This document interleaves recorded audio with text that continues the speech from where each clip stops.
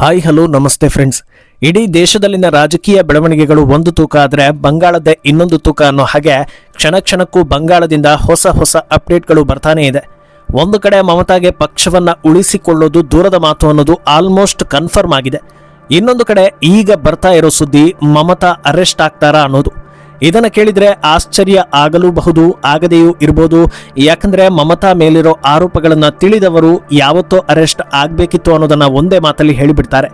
ಆದರೆ ಮಾಜಿ ಸಿಎಂ ಅಲ್ಲದೆ ಸಾಕಷ್ಟು ಪವರ್ ಇರೋದ್ರಿಂದ ಅವರನ್ನ ಅರೆಸ್ಟ್ ಮಾಡೋದು ನಿಜಾನಾ ಅನ್ನೋ ಪ್ರಶ್ನೆ ಕೂಡ ಬರುತ್ತೆ. ಆದರೆ ಈಗ ಮಮತಾ ಮೇಲೆ ರಿಜಿಸ್ಟರ್ ಆಗಿರೋ ಕೇಸ್ ಹಾಗೂ ಸನ್ನಿವೇಶ ಅವರಿಗೆ ಜೈಲಿನ ದಾರಿಯನ್ನ ತೋರಿಸೋ ಸಾಧ್ಯತೆ ಇದೆ.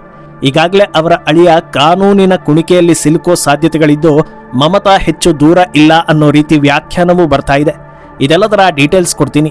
ನೀವು ಮಿನಿಟ್ ಮೇಡ್ ಚಾನಲ್ ಅನ್ನು ಫಾಲೋ ಮಾಡಿ ಸಬ್ಸ್ಕ್ರೈಬ್ ಮಾಡ್ಕೊಳ್ಳಿ. ಭಾರತದ ಇತಿಹಾಸದಲ್ಲಿ ಸಿಎಂಗಳು ಅರೆಸ್ಟ್ ಆಗೋದು ಅಪರೂಪ, ಆದರೆ ಅಸಾಧ್ಯ ಅಂತ ಹೇಳೋದಕ್ಕೆ ಆಗೋದಿಲ್ಲ. ದಕ್ಷಿಣದ ರಾಜ್ಯಗಳನ್ನೇ ನೋಡಿದ್ರೂ ಅಧಿಕಾರದಲ್ಲಿ ಇರೋವಾಗಲೇ ಸಿಎಂಗಳು ಅರೆಸ್ಟ್ ಆಗಿರೋದಕ್ಕೆ ಉದಾಹರಣೆಗಳಿವೆ. ಹೆಚ್ಚು ಕಡಿಮೆ ಮಮತಾಗೆ ಹೋಲಿಕೆ ಆಗೋ ರಾಜಕೀಯ ಮಾಡೋ ಕೇಜ್ರಿವಾಲ್ ಕೂಡ ಇದಕ್ಕೆ ಹೊರತೇನಲ್ಲ. ದೆಹಲಿಯಲ್ಲಿ ಮಾಡಿದ್ದ ಸ್ಕ್ಯಾಮ್ಗಳಿಗೆ ತಮ್ಮ ಅಧಿಕಾರಾವಧಿಯಲ್ಲೇ ತಿಹಾರ್ ಜೈಲಿನ ಕಡೆ ಪ್ರಯಾಣ ಬೆಳೆಸಬೇಕಾಗಿ ಬಂತು. ಆದರೆ ಮಮತಾಗೆ ಆ ರಿಸ್ಕ್ ಇಲ್ಲ, ಯಾಕಂದ್ರೆ ಈಗ ಅವರು ಅಧಿಕಾರದಲ್ಲೇ ಇಲ್ಲ.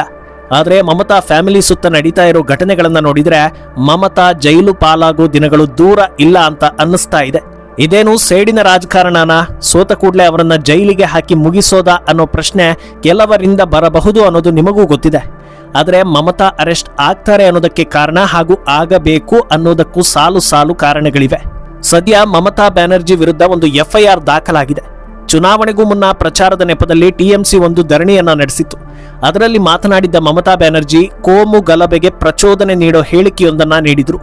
ಈ ಸಂಬಂಧ ಭಾರತೀಯ ನ್ಯಾಯ ಸಂಹಿತೆಯ ಸೆಕ್ಷನ್ 196(1), 351(2) ಹಾಗೂ 352ರ ಅಡಿಯಲ್ಲಿ ಕೇಸ್ ದಾಖಲಿಸಲಾಗಿದೆ. ಹಾಗಿದ್ರೆ ಮಮತಾ ಅಂತದ್ದೇನು ಹೇಳಿದ್ರು ಅಂತ ನೋಡೋದಾದ್ರೆ, ಸಮಾವೇಶದಲ್ಲಿ ನೆರೆದಿದ್ದ ಹಿಂದೂಗಳನ್ನ ಉದ್ದೇಶಿಸಿ ಮಾತನಾಡಿದ್ದ ಮಮತಾ ಬ್ಯಾನರ್ಜಿ, ನೀವು ಇವತ್ತು ಆರಾಮಾಗಿದ್ದೀರಿ ಅಂದ್ರೆ ಅದಕ್ಕೆ ಕಾರಣವೇ ನಾವು ಅಧಿಕಾರದಲ್ಲಿ ಇರೋದು. ನಾವು ಮನಸ್ಸು ಮಾಡಿದ್ರೆ ಬರೀ ಒಂದೇ ಒಂದು ಸೆಕೆಂಡ್ ಅಷ್ಟೇ ಒಂದು ಸಮುದಾಯ ಗುಂಪುಗೂಡಿ ಬಂದು ನಿಮ್ಮನ್ನ ಸುತ್ತುವರಿಯುತ್ತೆ, ನಿಮಿಷಗಳಲ್ಲಿ ನಿಮ್ಮ ಕಥೆಯನ್ನ ಮುಗಿಸಿ ಬಿಡ್ತಾರೆ. ಆ ರೀತಿ ಆಗಬಾರದು ಅಂದ್ರೆ ಬಿಜೆಪಿ ನಾಯಕರ ಮಾತು ಕೇಳಿ ಅವರಿಗೆ ವೋಟ್ ಹಾಕಬೇಡಿ ಅಂತ ವಾರ್ನಿಂಗ್ ಕೊಟ್ಟಿದ್ರು.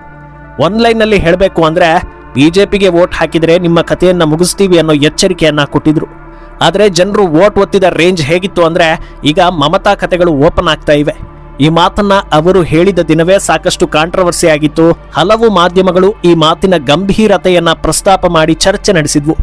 ದಿನ ಕಳೆದಂತೆ ಅದರಲ್ಲೂ ಮಮತಾ ರಾಜಕೀಯವೇ ಮುಗಿತಾ ಇದೆಯಲ್ಲ, ಈ ಹೊತ್ತಲ್ಲಿ ಹಳೆದನ್ನೆಲ್ಲ ಯಾರು ಕೆದಕಬಹುದು ಅಂತ ಅಂದುಕೊಂಡಿದ್ವಿ. ಆದ್ರೆ ಕೆದಕೋ ಕೆಲಸವೂ ಆಗಿದೆ, FIR ಹಾಕೋ ಕೆಲಸವೂ ಆಗಿದೆ. ಸಿಎಂ ಅನ್ನೋ ಜವಾಬ್ದಾರಿಯುತ ಸ್ಥಾನದಲ್ಲಿ ಇದ್ದಾಗಲೇ ತಮ್ಮದೇ ರಾಜ್ಯದ ಜನರಿಗೆ ಕೊಲೆ ಬೆದರಿಕೆ ಹಾಕ್ತಾರೆ ಅಂದ್ರೆ ಅದು ಯಾವುದೇ ಆಯಾಮದಲ್ಲಿ ಕೇಳಿಸಿಕೊಂಡು ಮರೆತು ಬಿಡೋ ವಿಚಾರ ಅಲ್ಲ. ಅಲ್ಲದೆ ಬಾಯಿ ಬಿಟ್ರೆ ಪ್ರಜಾಪ್ರಭುತ್ವದ ಮಾತುಗಳು, ತಮ್ಮ ಅಳಿಯನ ಮೇಲೆ ನಡೆದ್ರೆ ಮಾತ್ರ ಹಲ್ಲೆ, ಉಳಿದವರ ಕತೆ ನಮಗೆ ಯಾಕೆ ಅನ್ನೋ ಮನಸ್ಥಿತಿಗೆ ಕಾನೂನಿನ ಮೂಲಕ ಪಾಠ ಕಲಿಸೋ ಸಮಯ ಬಂದಂತಿದೆ.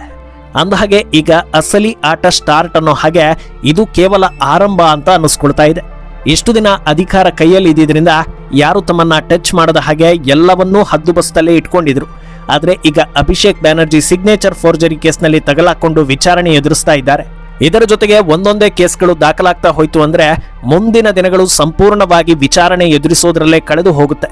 ಅಂದಹಾಗೆ ಯಾವೆಲ್ಲ ವಿಚಾರದಲ್ಲಿ ತನಿಖೆ ಶುರುವಾಗಬಹುದು ಅಂತ ನೋಡ್ತಾ ಹೋದ್ರೆ ಮೊದಲನೆಯದು ಹಗರಣಗಳು. ಮಮತಾ ಬ್ಯಾನರ್ಜಿ ಕಾಲದಲ್ಲಿ ಸಾಕಷ್ಟು ಸ್ಕ್ಯಾಮ್ಗಳಾಗಿವೆ ಅನ್ನೋದು ಗೊತ್ತಿರೋದೆ. ಆದರೆ ಕೋರ್ಟ್ ಎವಿಡೆನ್ಸ್ ಕೇಳುತ್ತೆ ಅನ್ನೋ ಹಾಗೆ ಈವರೆಗೆ ಎವಿಡೆನ್ಸ್ ಕಲೆಕ್ಟ್ ಮಾಡೋ ಕೆಲಸಗಳು ಆಗಿರಲಿಲ್ಲ. ಆದರೆ ಎಲೆಕ್ಷನ್ ಟೈಮ್ನಲ್ಲಿ ಮಮತಾ ಒಂದು ದೊಡ್ಡ ತಪ್ಪನ್ನ ಮಾಡಿದ್ರು. ಅದು ತಮ್ಮ ಪಕ್ಷದ ಜೊತೆ ಲಿಂಕ್ ಇದ್ದ ಐಪ್ಯಾಕ್ ಸಂಸ್ಥೆ ಮುಖ್ಯಸ್ಥನ ವಿಚಾರಣೆಗೆ ಅಡ್ಡಿಪಡಿಸಿದ್ದು. ಸಿಎಂ ಕುರ್ಚಿಯಲ್ಲಿ ಕೂತಿದ್ದವರು ಓಡೋಡಿ ಬಂದು ಇಡಿ ಅಧಿಕಾರಿಗಳು ಸೀಸ್ ಮಾಡಿದ್ದ ಫೈಲ್ಗಳನ್ನ ಕಿತ್ತುಕೊಂಡು ಹೋಗ್ತಾರೆ ಅಂದಾಗ ಹಗರಣದಲ್ಲಿ ಇವರು ಭಾಗಿದಾರರಲ್ಲ ಅಂತ ಎಂಥವರು ಕೂಡ ನಂಬೋದಿಲ್ಲ. ಆದ್ರಿಂದ ಕೋಲ್ ಸ್ಕ್ಯಾಮ್ ಸೇರಿದಂತೆ ಅನೇಕ ಹಗರಣಗಳಲ್ಲಿ ಮಮತಾ ತಗ್ಲಾಕಿಕೊಳ್ಳೋ ಸಾಧ್ಯತೆ ಇದೆ.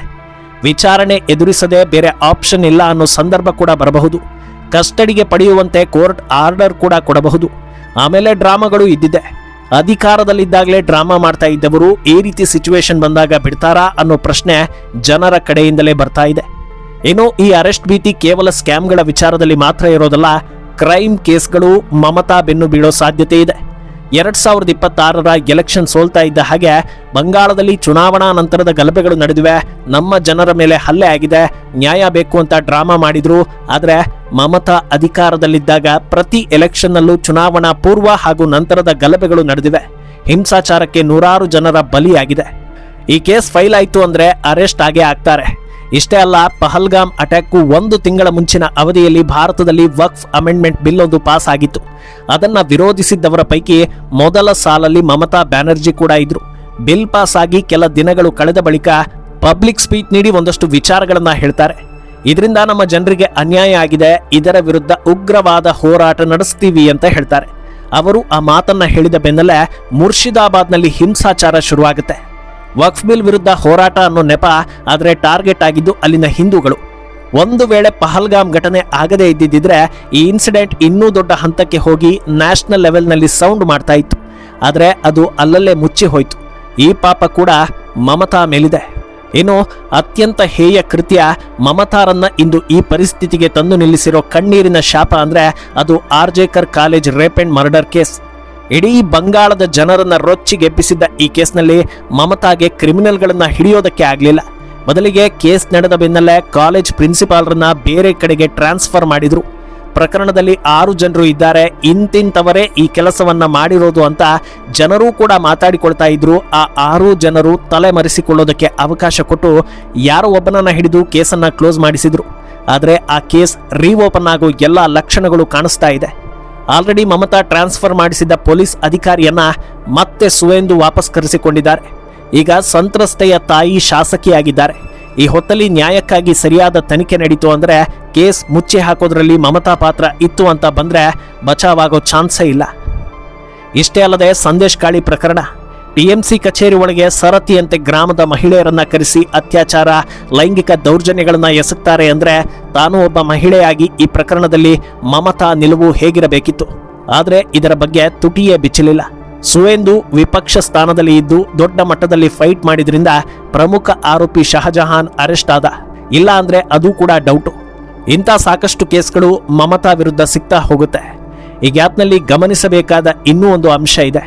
ಚುನಾವಣೆಗೂ ಮುನ್ನ ಅಮಿತ್ ಶಾ ಎಲ್ಲಾ ಹಳೆ ಕೇಸ್ ರೀಓಪನ್ ಮಾಡಿ ನ್ಯಾಯ ಕೊಡಿಸ್ತೀವಿ ಅಂತ ಭರವಸೆ ಕೊಟ್ಟಿದ್ರು. ಒಂದು ವೇಳೆ ಟಿಎಂಸಿಯಲ್ಲಿ ಬಿರುಕೆ ಇಲ್ಲದೆ ಎಲ್ಲರೂ ಒಗ್ಗಟ್ಟಿನಿಂದ ಇದ್ದಿದ್ರೆ ಮಮತಾರನ್ನ ಅರೆಸ್ಟ್ ಮಾಡೋದಕ್ಕೋ ಅಥವಾ ವಿಚಾರಣೆಗೆ ಬಂದಾಗ ಪ್ರೊಟೆಸ್ಟ್ ಅಥವಾ ಹೈಡ್ರಾಮಾ ಮಾಡ್ತಾ ಇದ್ರು. ಆದರೆ ಈಗ ಎಲ್ಲರೂ ಮಮತಾ ಮತ್ತು ಅಭಿಷೇಕ್ ಬ್ಯಾನರ್ಜಿಯಿಂದ ದೂರ ಹೋಗಿದ್ದಾರೆ. ಅಲ್ಲಿಗೆ ದೊಡ್ಡದೇನೋ ನಡೆಯಲಿದೆ ಅನ್ನೋದರ ಸಿಗ್ನಲ್ ಸಿಗ್ತಾ ಇದೆ. ಬಂಗಾಳದ ಜನರು ಈಗ ಸಿಕ್ಕಿ ಬೀಳ್ತಾ ಇರೋ ಎಲ್ಲಾ ಟಿಎಂಸಿ ನಾಯಕರ ಮೇಲೆ ಮೊಟ್ಟೆ ಎಸೆದು ಆಕ್ರೋಶವನ್ನ ಹೊರ ಹಾಕ್ತಾ ಇದ್ದಾರೆ. ಜನರನ್ನ ಹೆದರಿಸಿ ಕಂಟ್ರೋಲ್ ಮಾಡ್ತಾ ಇದ್ದ ಜಹಾಂಗೀರ್ ಖಾನ್ನ ಬನಿಯನ್ ಚಡ್ಡಿಯಲ್ಲಿ ಮೆರವಣಿಗೆ ಮಾಡ್ತಾ ಇದ್ರೆ ಜನರು ಕೇಕೆ ಹಾಕಿ ಕುಣಿದಿದ್ದಾರೆ. ಅಲ್ಲಿಗೆ ಮುಂದಿನ ಸರದಿ ಯಾರದ್ದು ಅನ್ನೋ ಕುತೂಹಲ ಹೆಚ್ಚಾಗ್ತಾ ಇದೆ. ಈ ಸ್ಟೋರಿ ಬಗ್ಗೆ ನಿಮ್ಮ ಅನಿಸಿಕೆಯನ್ನ ಕಮೆಂಟ್ ಮಾಡಿ.